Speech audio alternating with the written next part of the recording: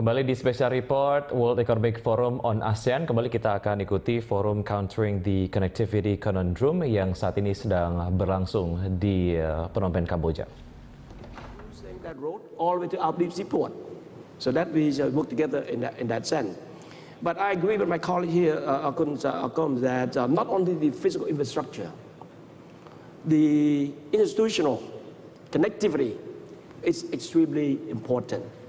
You have great highway, you great road connecting each other, but it's a problem at the border to clear the goods. Custom check in Kamboja side, on Kamboja side, a custom check also on the Thai side, waste a lot of time. So we need to move toward a single window, single inspection, and so on and so forth, in order to make the flow of goods seamless based on what the vision we stated in 2025. But Cambodia government is so committed to remove all the NTMs and all at the border. We even created a task force chaired by our Minister of Finance to look into the possibility of remove all the NTM that create this kind of problem, that interfere with the free flow of goods and services within the ASEAN. I think that's very encouraging to hear. I mean, I'm sure a lot of private business leaders would be, happy to hear your comments about, kind of easing the red tape. Yeah. If I may move to Anna in terms of when you look at financing, I'm coming back to a banking hat now. When you come to financing such projects, harmonizing of regulations, I think, is a critical factor, especially when you have infrastructure projects that cross borders. From your bank's perspective, how do you approach this issue? Well, I think, first of all, we didn't say it on this panel, maybe it's obvious, but the business case for connected infrastructure in ASEAN is very clear, right? Logistics costs here are higher than international benchmarks, and if we can get this together and bring those down, it's material for all economies.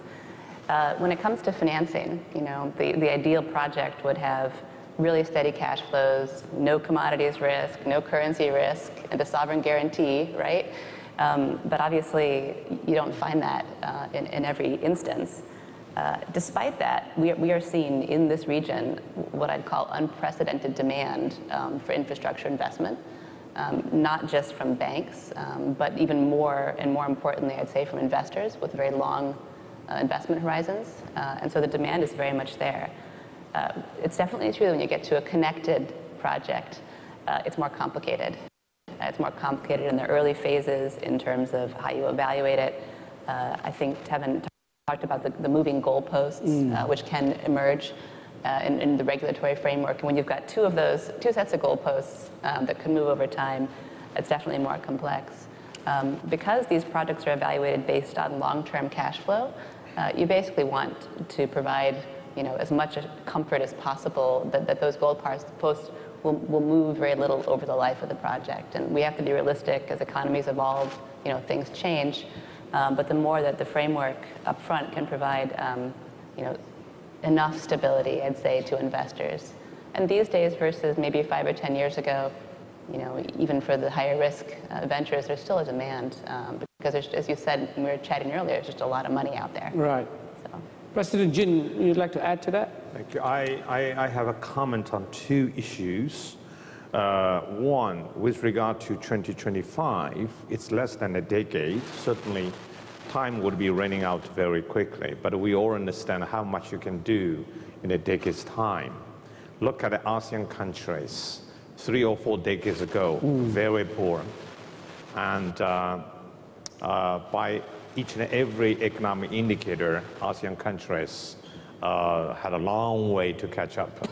We talk about 4 dragons in those days, right? But now if you look at ASEAN countries, you will see much has changed.